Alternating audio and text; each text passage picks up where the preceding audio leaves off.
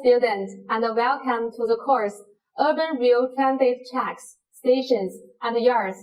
According to the passenger flow organization mode of passenger transfer, the transfer modes of stations can be divided into direct transfer between platforms, transfer through the station concourse, transfer through the passenger, transfer outside the station, and combined transfer.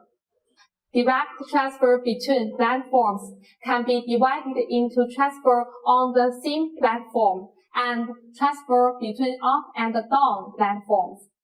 The transfer on the same platform is generally suitable for a transfer station shared by two parallel lines.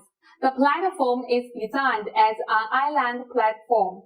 The trains of two different lines will stop at the same platform on opposite sides.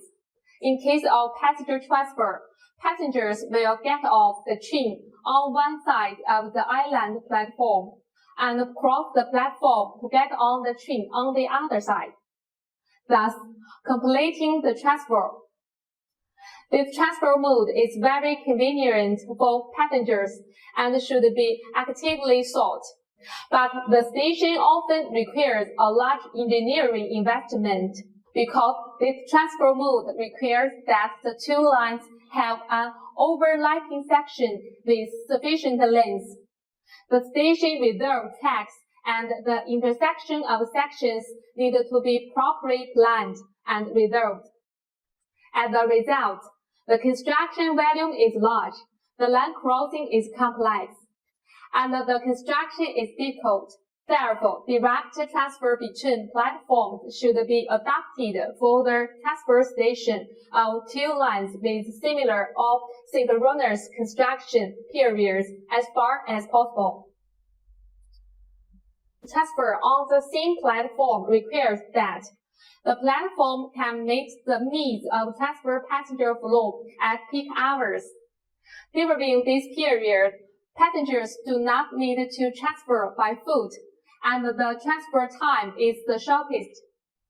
However, the transfer direction is limited.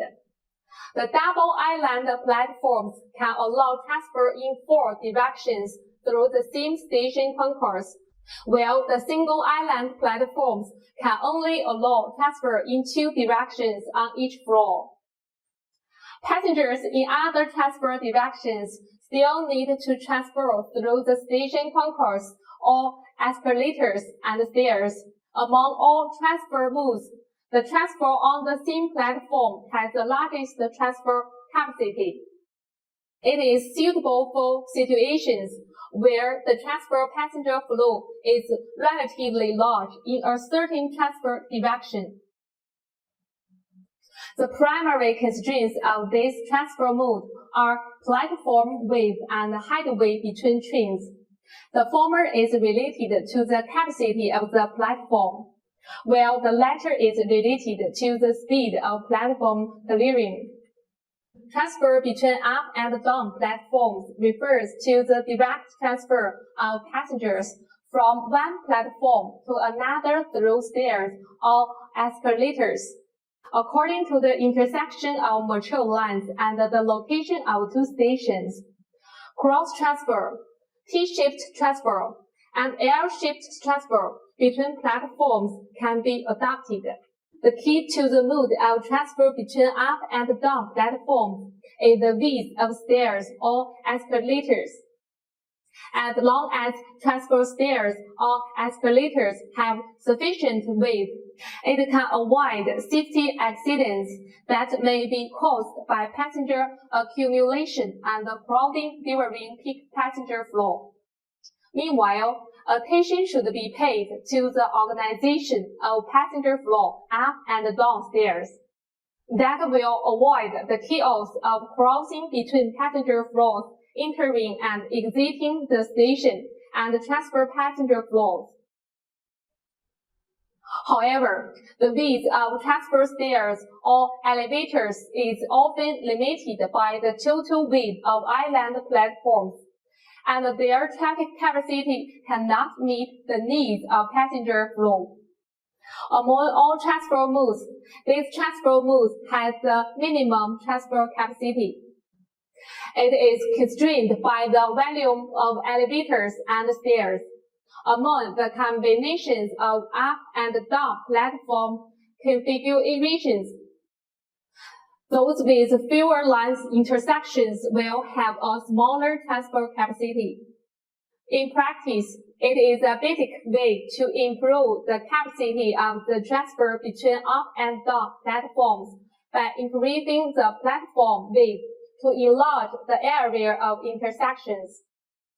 The nodes of this transfer mode are required to be completed at one time. The clearance and the location of the reserved line are constrained.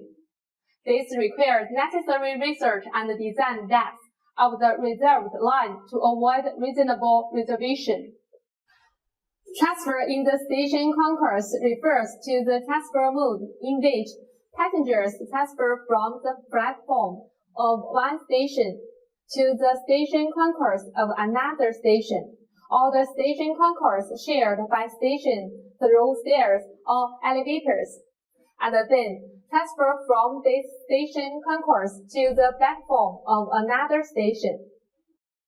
Transfer in the station concourse is generally used for the transfer of stations where lines intersect. After getting off the train, passengers must pass through the station concourse, whether exiting or transferring, and then leave the station according to the guiding signs or enter another platform to continue their travel. Since the passenger flow from getting off the train is diverted to the station concourse, the number of passengers intervening on the platform is reduced. With a quick travel speed, passengers will spend less time stranding on the platform. At the same time, the total number of lifting equipment, such as stairs, will be reduced, and the effective use area of the platform will be increased. That is conducive to control the platform width, but the transfer distance will be longer than that of direct transfer between platforms. The capacity of ticket gates may be a limitation if access to pit areas is required during transfer. Compared to the previous two modes, transfer through the station concourse requires passengers to either go up and then down or go down and then up, resulting in a larger total heat difference during the transfer. If the platform and the station concourse are connected by elevators, the transfer conditions can be improved. This transfer mode is conducive to the phased construction and the later formation of lines. Transport through the passenger refers to the transfer mode in which cross passengers and other transfer facilities are set between two or more separately set stations to facilitate passengers to complete the transfer. A separate transfer passage can be considered between the two stations to provide a transfer route for passengers in the following situations. There is some distance between the station platforms due to the complete separation of station structure at the intersection of two lines. The station platforms cannot be directly designed as the station platforms that allow passengers to transfer through the station concourse. Due to topographic conditions, the passage can directly connect the two platforms. This means that the transfer distance and time will be relatively short, whereas the passenger can connect the pit areas of two station concourses. This means that the transfer distance and time will be relatively long. The mode of transfer through the passenger is more flexible in terms of layout. It allows for great adaptability to intersections between two lines and station locations. It requires fewer reserved works. In some cases, it may not require any reserved works. Besides, it allows for slight adjustments to the reserved line position in the future. The passage width is designed according to the needs of transport passenger flow. The transport conditions depend on the length of the passage. The length of the passage should not exceed 100 meters. This transport mode is conducive to the phased implementation of the two lines because it requires a smaller reserved construction volume and allows for great flexibility in line position adjustment in the later period. Generally, the transport through the passage should be set in the middle of the station as far as possible to avoid crossing with passengers entering and exiting the station. Due to various factors, transport passages are usually longer. Therefore, passengers who transport through the passage have to travel a great distance and spend more time than those who transport through the previous modes. Attention should be paid to reducing the length of the passage as much as possible.